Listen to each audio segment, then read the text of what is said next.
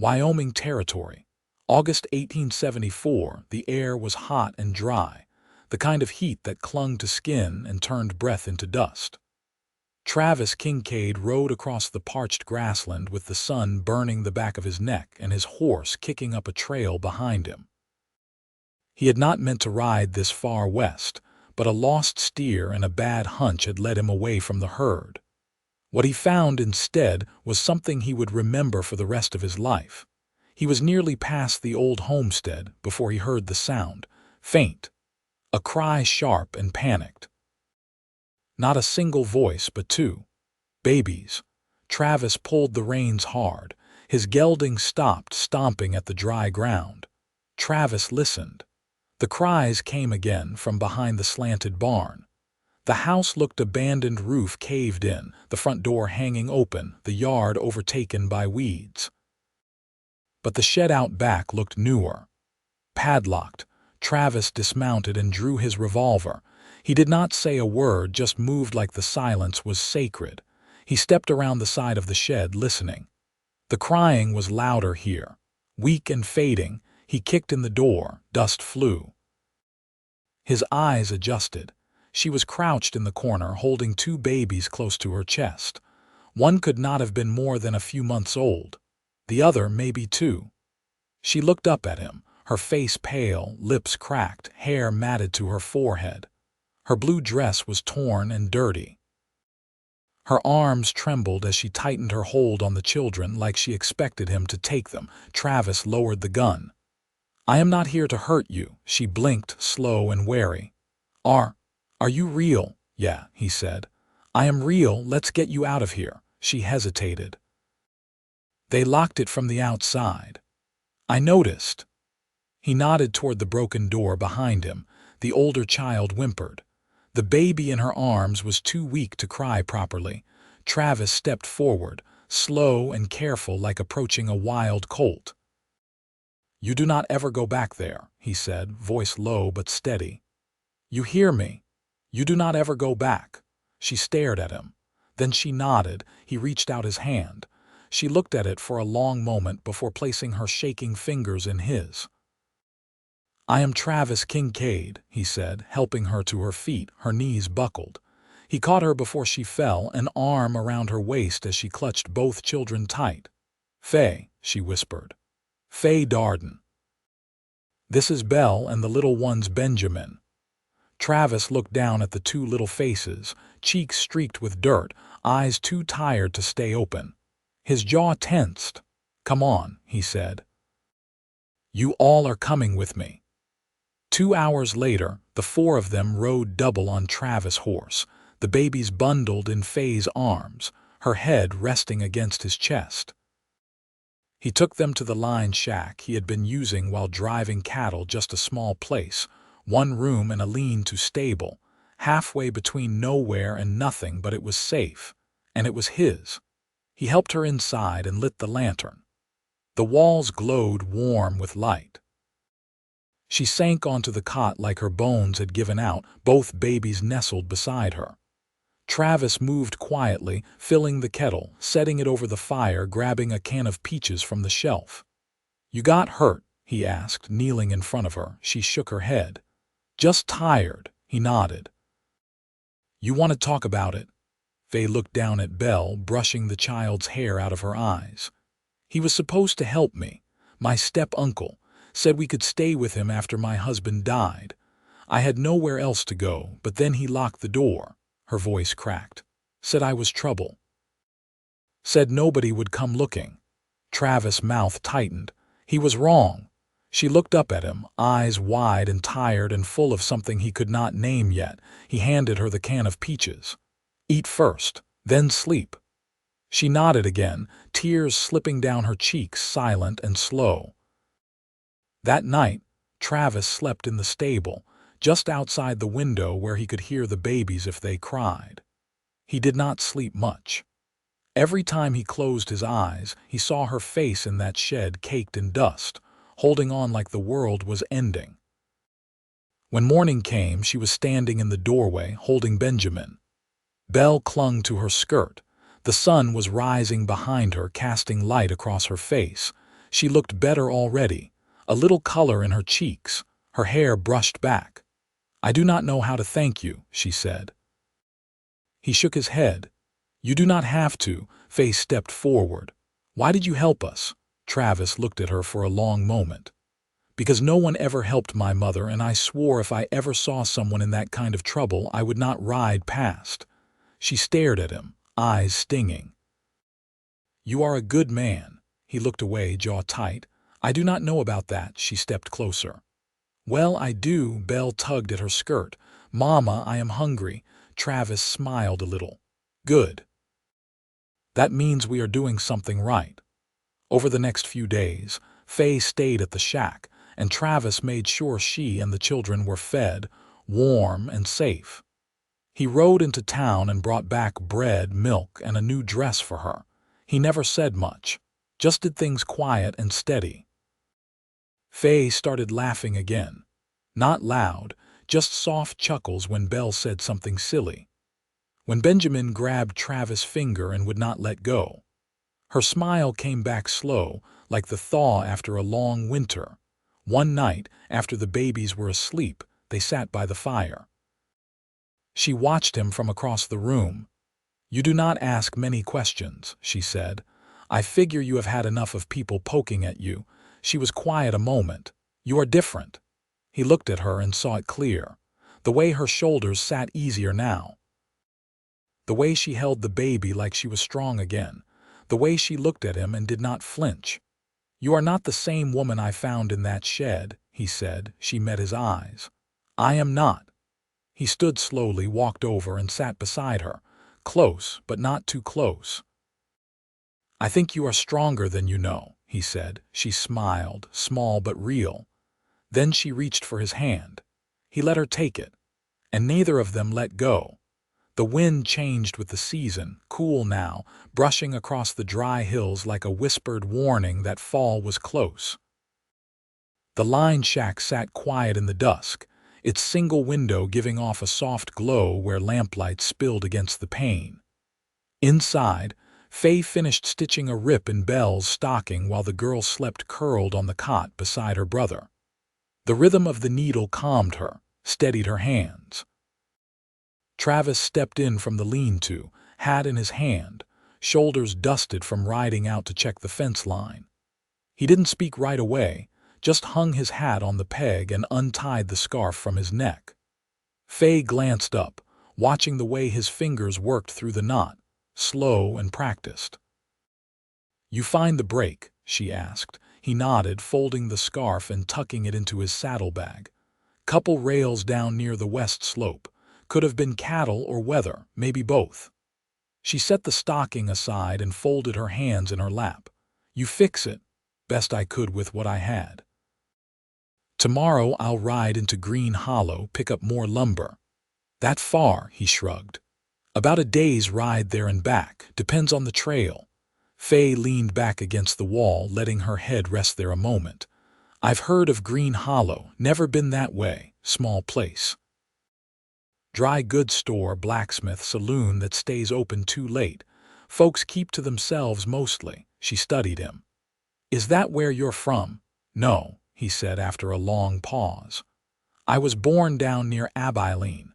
Spent more years than I can count drifting north.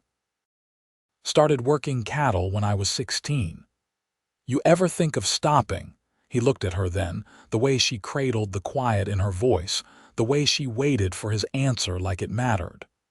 "I used to think I was made for moving," he said. "But lately I've been wondering what it'd feel like to stay put." Faye nodded, fingers curling around the edge of her skirt. "I always thought settling meant giving something up, but maybe it's just choosing different."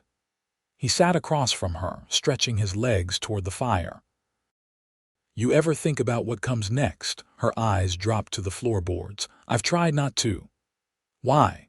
"Because I didn't think I got to choose anymore." Travis said nothing for a long while. The fire popped softly, throwing shadows across the walls. "You do now," he said quietly. She looked up. "You can come with me to Green Hollow," he added, "if you want." Her brow furrowed. With the children, we'll take it slow, camp halfway, let them rest. Faye glanced toward the cot. Belle's hand rested on Benjamin's chest, both breathing deep in sleep. She turned back to Travis. They haven't known anything steady, not since before he died. He didn't ask who she meant. She'd never said, and he hadn't pressed. I don't want them growing up afraid of locked doors, she added. They won't, he said. She stood slowly, crossed the room, and knelt beside the fire to stir the embers. I'll come, she said, but not just for supplies. Travis tilted his head. Then for what? I want to find work. Something honest. I used to sew for folks, mend things. Maybe someone in town needs that, he nodded. You let me talk to the storekeep. His wife's been looking for a hand. Got a new baby herself. Faye smiled, the corner of her mouth tugging just enough to show she believed him. Thank you, she said. He stood then and crossed the room. She rose too, and they stood close, the firelight playing between them. I'll get the wagon ready, he said. We'll leave at first light. She reached out, fingertips grazing the edge of his sleeve. You don't have to keep doing all this. I know, he said. But I want to. There was no more to say after that. They stood there a moment longer, something quiet passing between them that didn't need naming. Then she went to check on the children, and he stepped back outside, eyes scanning the horizon where the last light of day clung to the hills. The wagon creaked beneath its load, wheels biting into the rutted trail as it wound through the dry hills eastward. Faye sat beside Travis on the bench seat, her shawl drawn close to shield against the morning wind. Belle nestled between her knees in the straw-filled bed behind them, Benjamin wrapped snug in a wool blanket, his tiny breath steady. They'd left before sunrise, lantern light flickering against the barn wall as Travis hitched the team. He hadn't spoken much, just moved with sure hands, checking the harness, tightening the lashings. Now, with the sun rising at their backs, the landscape spread wide and silent around them, broken only by the distant call of a hawk and the steady clop of hooves. Faye shifted, her eyes on the horizon. How long did you say it's been since you passed through Green Hollow? Almost a year, Travis said. Stopped for supplies on a drive south, didn't stay long. You know anyone there? He tapped the reins lightly, watching the trail. A man named Barstow runs the feed store. Used to ride with my father. We weren't close, but he's fair. Faye ran her fingers along the edge of the seat. I'm not sure how folks will take to me. You're a widow with 2 children looking to work. That's all they need to know. She glanced at him, voice low. I don't want pity. You won't get it from me, he said. And anyone else tries, they'll answer for it. She looked down, the faintest tug at the corner of her mouth. They passed through a dry wash, the wagon dipping and groaning. Travis slowed the team, guiding them carefully over the rocks. Faye reached back to steady Belle, who yawned and rubbed her eyes. Can I walk now? Belle asked. Not yet, Faye said gently. We'll stop soon. Travis pointed ahead. There's a stand of cottonwoods about a mile on, water nearby. We'll rest there. Do you always know where the water is? Faye asked. He gave a short nod. Spent enough years not finding it. They rode in quiet for a while. The land opened into low plains, scattered with sage and brittle grass. When the trees rose in view, Faye felt a breath ease through her. They stopped beneath the cottonwoods, leaves rustling like distant voices. Travis helped her down, then lifted Belle from the wagon. Faye laid a blanket on the ground, easing Benjamin onto it while Belle chased shadows along the creek's edge. Travis knelt by the water and cupped some into his palm, tasting it. Clean enough.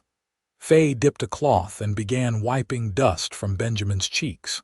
He hasn't been sick, not once. I don't know how. Strong baby, Travis said, pulling a strip of jerky from his saddlebag and handing it to Belle with a wink.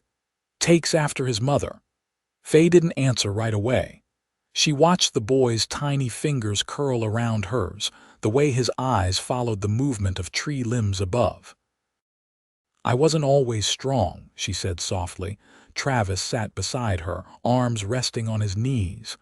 "Nobody is, not at the start." She turned her head. "Did someone teach you?" "I learned watching my father survive things he shouldn't have. And then I learned what not to become." She studied him, the way his eyes stayed on the treetops, never shifting away from what he said. "You ever think about having a family?" He hesitated. "Used to, before I started drifting. Thought I'd come back to it someday. And now," he looked at her then, long and steady, "I figure someday might have found its way to me." Belle came bounding back, a pine cone clutched in her fist. "Mama, look, it's shaped like a little house." Faye smiled and took it. "It does look like one." Travis stood and reached for the canteen. "We'd best keep moving, want to make camp before dark." They loaded up again, and as the wagon rolled on, Faye sat differently, not lighter but certain. She watched Travis as he guided the team, the lines loose in his hands, his gaze always scanning ahead. Not for danger, but for what might come next. The sun began its slow descent behind them. Hills rolled out in long shadows. Belle sang to herself in the bed, and Benjamin slept with one hand curled under his chin. Faye turned to Travis. "If I find work in Green Hollow, will you stay?" His jaw tightened slightly. "If you want me to," she nodded once. "I do." He looked at her, not surprised, just steady. "Then I will." They didn't speak again as the trail wound down into a narrow valley, dusk settling like a blanket over the land. There was no need to say more, not with the road ahead laid out and both of them finally choosing to walk it together. They reached Green Hollow the following afternoon, just as the sun settled behind the church steeple and cast long amber light across the single dirt road that ran through the town's spine. The wagon wheels slowed as Travis guided the team past the livery, the schoolhouse, and the shuttered windows of the general store. Faye held Benjamin against her shoulder, his tiny hand curled around the collar of her blouse. Belle sat beside her, quiet now, watching everything with wide, careful eyes. A man in a canvas apron leaned against the post of the feed store, chewing on a toothpick. He straightened when he saw the wagon, stepping forward with a cautious kind of familiarity. "Barstow," Travis said, pulling the team to a stop. "Well, I'll be damned. Thought you were long gone," the man replied, wiping his hands on his apron. "What brings you back this way?" Faye shifted, one hand resting lightly on Belle's back. Travis glanced at her before answering. "Looking to put down something steadier. Got reason now." Barstow's eyes flicked to her, then to the children. He nodded once, slow and without judgment. "You'll want to speak to me. She's been needing help since her sister fell ill." "Lives in the White House behind the bakery." Travis tipped his hat. "Appreciate it." They left the wagon at the livery, where the stable boy promised to water the team and brush them down proper. Travis slung his saddlebags over one shoulder and took Benjamin from Faye with a quiet word. She hesitated only a moment before letting him. "Me." Barstow answered the door in a plain blue dress with the sleeves rolled to her elbows and a flower streak across one cheek. She didn't blink at the sight of the baby in Travis' arms or the girl hiding behind Faye's skirt. Instead, she stepped aside and held the door open. "You know how to sew a straight line?" she asked. Faye nodded. "Better than most." Me looked her over once more, then jerked her chin toward a chair near the wood stove. "Sit. Let's talk." While the women spoke, Travis walked Benjamin around the small garden out back, the child's head resting against his shoulder. The garden thrived in neat rose carrots, onions, winter squash already flowering. He traced the edge of the fence with his boot, listening to the soft hum of quiet behind the walls. When Faye came out, her eyes were different, clearer, sure. She looked at Travis and nodded. "She offered me the room upstairs and $2 a week. I said yes." Good, he said. I'll work the mornings. She's letting Belle stay close, said she can help carry thread or sort scraps. Travis handed her back the baby. You sure this is what you want? I am. They stood for a moment, the street behind them quiet except for the distant creak of a wagon wheel and the high call of a hawk circling above the hills. Where will you be? She asked. Camped on the far rise near the creek. I'll stay close till we figure the next step. Faye didn't answer right away. She looked down at Benjamin, then toward Belle, who stood beside the fence tracing her hand along the sun-warmed wood. I want you here, she said at last. With us? I want that too. She looked up. Then maybe don't camp so far. That night, Travis pitched his bedroll behind the bakery, under the low branches of a cottonwood. He didn't mind the hard ground. The glow from Mee's upstairs window stayed lit long after the others dimmed, and he watched it until the stars overtook the sky. The next morning, Faye stepped out just after sunrise, her apron tied, the baby on her hip, Belle skipping ahead with a basket of scraps. She paused when she saw him still seated by the fire, coffee tin in hand, hat tipped back. You sleep out here. Didn't see much reason to leave. She smiled, not soft, not shy, but full of something that had taken root in her now. Then she sat beside him, one hand resting on her knee, the edge of her shawl brushing against his arm. You stayed, she said. I did. She looked toward the bakery. I think this could be a real life. Travis reached for her hand. She didn't pull away. Then let's build it, he said. Together. And she nodded, not because she needed convincing, but because she already knew. The leaves turned gold and brittle by late September. Green Hollow shifted with the season wood smoke in the air, wheat bundled high on wagons coming in from the farms, and the creak of porch boards under boots that stayed muddy through dusk. Faye moved through town with her chin high, her shawl pinned tight against the wind, and her children trailing close. She walked with purpose now, her days filled with thread and fabric, and the small, steady rhythm of a life being built. Inside the bakery house, the parlor had been made into a sewing room. Mee's sister, still weak from the fever, stayed upstairs, and Faye tended to her between work, feeding her broth when Mee was overwhelmed. Belle sorted ribbon and buttons in the corner, Benjamin often asleep in a basket beside the hearth. Faye's hands moved fast over seams and hems, and the shop bell rang more often now, ladies from nearby homesteads bringing worn linens, men bringing shirts needing patching before winter. Mee leaned against the doorway one evening, arms crossed, watching her with a quiet kind of approval. You ever think about opening your own place? She asked. Faye threaded her needle again. I'd need walls of my own first. You've got folks in town asking for you by name. Faye didn't look up. They'll get used to me being here. Mee smiled. They already have. That night, Faye stepped outside after the children were asleep. She wrapped her arms around herself and looked toward the far end of the bakery lot where Travis had built a small lean-to against the old smokehouse. It was sturdier now, with a door that latched and a roof that didn't leak. His horse was tethered nearby, flicking its tail gently in the dark. He stood by the fence, hands tucked into his coat pockets, watching the stars. When she approached, he didn't speak, just turned slightly to make room for her at the rail. Mee asked if I'd ever think about a place of my own, she said, her breath misting in the air. Travis nodded. You should. I don't want it to be just mine, she said. Not anymore. He looked at her then, steady and sure. What do you want? She reached out, her fingers finding the edge of his coat sleeve. I want a home. Walls that hold more than just my work. A table long enough for 4. A man who doesn't leave. Travis closed the space between them, his hand covering hers. I don't aim to.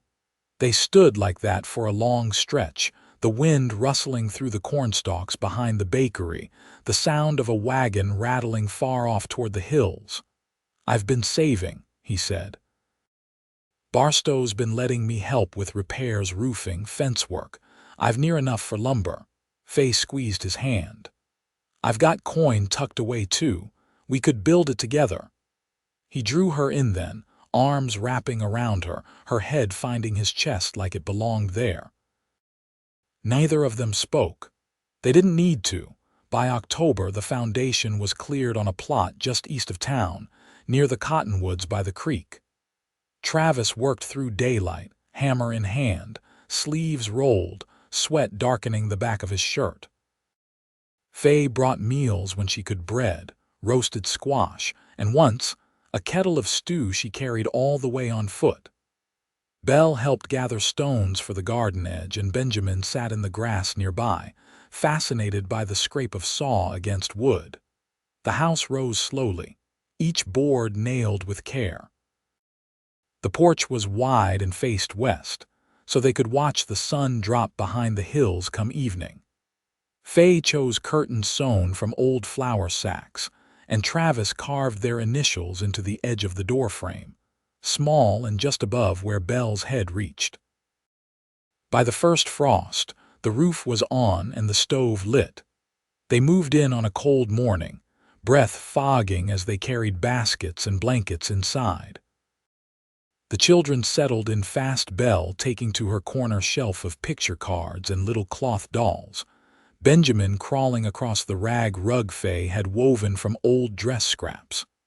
She hung herbs above the stove, dried lavender and mint, and Travis added a second chair beside the hearth. That night, with the fire crackling low and the walls still smelling faintly of cut timber, Faye turned to him as he lit the lantern.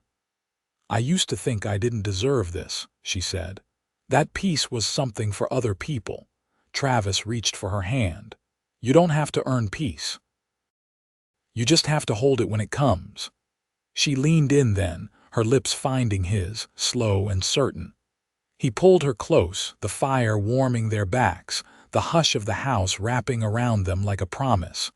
Winter settled in, but the cold never quite reached them.